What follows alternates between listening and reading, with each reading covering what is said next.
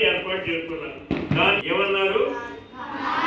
Very good. మీరు బాగా concentrate గా వింటున్నారని నాకు అర్థమైంది. రెండు చెవులు నాకే, రెండు కళ్ళు నా వైపే. చాలా సంతోషం. అలా వినాలి.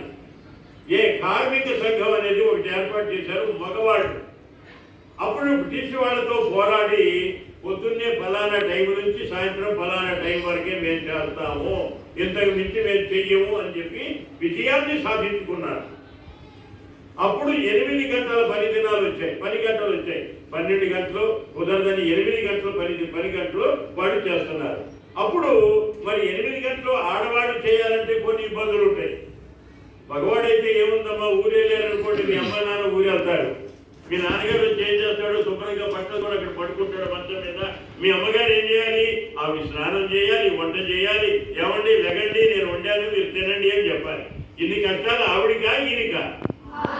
తండ్రి కంటే, మగవాడి కంటే స్త్రీకి కష్టం ఎక్కువ ఉంది. కాబట్టి ఏం చేశారు ఆడవాళ్ళు, మాకు కూడా కొంత వెసులుబాటు కావాలి, నెలలో ఒకరోజు సెలవైనా కావాలి, లేదు మాకు కూలి పని ఎక్కువైనా, కూలి డబ్బులు ఎక్కువైనా 10 గంటలు తగ్గించాలి అని వాళ్ళు కూడా అడిగారు. వాళ్ళకు కూడా మరి హక్కు ఉంది కదా. మగవాళ్ళు హక్కు సాధించుకున్నారు కార్మిక సంఘం, మాకు కూడా ఒక సంఘం ఏర్పాటు చేసి మాకు కూడా హక్కులు కావాలన్నారు. అప్పుడు వాళ్ళకు కూడా కొన్ని హక్కులు కలిగజేశారు, వాళ్ళకు కూడా కొన్ని వెసులుబాట్లు ఇచ్చారు. ఆ రకంగా ఏర్పడినటువంటిది మహిళా దినోత్సవం. ఏ రోజైతే ఈ మహిళా దినోత్సవం, మహిళా సంఘం ఏర్పాటు జరిగిందో దాన్ని మహిళా దినోత్సవం అని చెప్పి తారీఖును గడుపుకుంటూ ఉంటాం ప్రతి సంవత్సరం కూడా. ఈ హక్కు ఎవరు కల్పించారు? రాజ్యాంగం. ఈ హక్కు ఎవరు కల్పించారు? రాజ్యాంగం.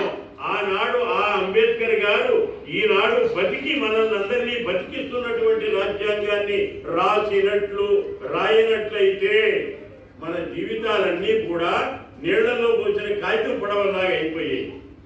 ఈరోజు మనం గాలి పీలుస్తున్నామంటే రాజ్యాంగమే కారణం. ఈరోజు మనం భార్య పిల్లలతో, తల్లిదండ్రులతో, ఉపాధ్యాయులతో, పాఠశాలలో ఇంత స్వతంత్రంగా గడుపుతున్నామంటే కారణం ఏమిటి? రాజ్యాంగం. దాన్ని మరవకూడదు. రాజ్యాంగం అన్న పదాన్ని మనం చచ్చిపోయే వరకు మరవకూడదు. ఆ రాజ్యాంగం బతికుంటేనే మనం బతుకున్నట్లు లెక్క. గుర్తుంచుకోండి మొట్టమాట. అలాగా మహిళా దినోత్సవం అనేది మహిళలకి హక్కులు కలిగించారు.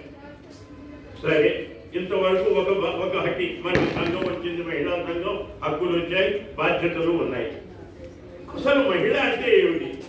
మీరందరూ మహిళలేనా? ఇవాళ పిల్లలు కానీ ఒక 15 సంవత్సరాలు దాటితే మీరందరూ ఏమవుతారు?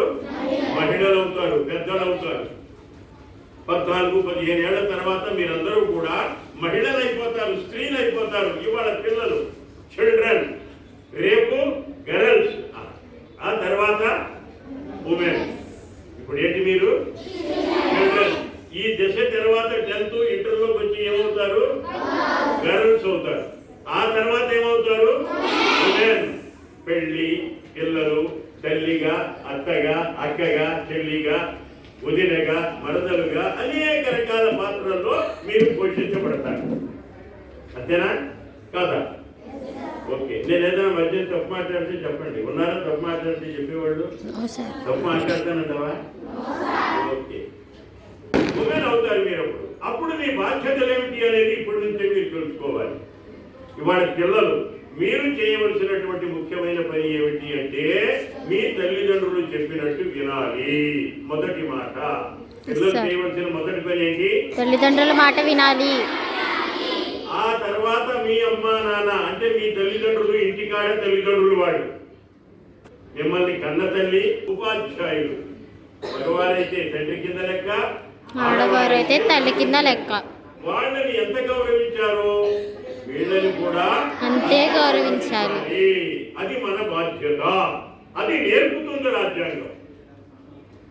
తల్లిదండ్రుల్ని ప్రేమించమని, తల్లిదండ్రుల పట్ల ఒబీడియన్స్ గా, విధేయతగా ఉండమని, వారు చెప్పిన మాటని వినమని, వారి అడుగుజాడల్లో నడవమని, తల్లిదండ్రులను గౌరవించమని ఎవరు చెప్తున్నారు? రాజ్యాంగం చెప్తుంది. అలానే బడికి వచ్చిన తర్వాత, స్కూల్కి వచ్చిన తర్వాత ఉపాధ్యాయుల్ని గౌరవించండి, ఉపాధ్యాయుల్ని గౌరవించండి అని ఎవరు చెప్తున్నారు? రాజ్యాంగం చెప్తుంది. అక్కడ తల్లిదండ్రుల్ని, ఇక్కడ ఉపాధ్యాయులు కూడా తల్లిదండ్రులతో సమానం. వీరిద్దరినీ గౌరవించినప్పుడే మీరు చదివిన చదువుకి అర్థం. అన్నం తిన్నావా అని మనం అడుగుతాం. తిన్నానండి అంటారు. అందరూ అన్నం తింటారు, టకటగా తింటారు, సులువుగా తింటారు, ఇంకా నిదానంగా తింటారు. ఆకలి తీరింది అనేది అన్నం తినడానికి అర్థం. ఏమన్నా నేను తిన్నానండి కానీ ఆకలి తీరలేదంటే అన్నం తిన్నట్లెక్క. ఎందుకు చెప్తున్నానంటే తల్లిదండ్రుల్ని గౌరవించాలి, ఉపాధ్యాయుల్ని కూడా గౌరవించాలి. మీరు మంచిగా ఉంటే మీ తల్లిదండ్రులకి గౌరవం వస్తుంది సమాజంలో. మీరు మంచిగా చదివితే మీ స్కూల్కి మంచి పేరు వస్తుంది, మీ ఉపాధ్యాయులకి చదువు చెప్పిన వాళ్ళకి మంచి పేరు వస్తుంది. మీరు ఎక్కడైనా కనపడితే డిసిప్లిన్ గా నమస్కారం సార్ అన్నారనుకోండి, గుడ్ మార్నింగ్ సార్ అన్నారనుకోండి, అప్పుడు నా మనసులో ఏమనిపిస్తుంది, అది ఈ అమ్మాయి గర్వ్ స్కూల్లో అమ్మాయి లాగా ఉందరా, అక్కడ టీచర్స్ మంచి సాంప్రదాయం వాడు మంచి పద్ధతులు నేర్పారు, మంచి పద్ధతి, పెద్దవారు ఎవరికి కనపడ్డా నమస్కారం పెడుతుంది ఈ అమ్మాయి మనం అనుకుంటాం. గర్వ్ స్కూల్ కి కూడా గొప్పతనం వస్తుంది, గర్వ్ స్కూల్లో చదివే గొప్పతనం ఉంటుంది, మిమ్మల్ని కన్న తల్లిదండ్రులకి గొప్పతనం ఉంటుంది, మీకు చదువు చెప్పినట్టు గర్వ్ స్కూల్ ఉపాధ్యాయులు కూడా గర్వంగా ఉంటుంది. అందరూ గౌరవించబడతారు. సరే, ఈ బాల్యంలో మీరు చేయవలసింది మొదటిగా తల్లిదండ్రుల్ని గౌరవించడం, తల్లిదండ్రులు చెప్పినట్టు వినటం, వాళ్ళకి విధేయతగా ఉండటం. రెండవది ఉపాధ్యాయుల్ని గౌరవించడం, వాళ్ళని తల్లిదండ్రులు సమానంగా మనం విధేయతగా ఉండటం. ఈ రెండు. మూడవది మీకు అసలు సబ్జెక్ట్ ఏమిటి? చదువు. ఇంకేమైనా పనుందా మీకు? ఇక్కడికి ఎందుకు వచ్చాం? వచ్చాం.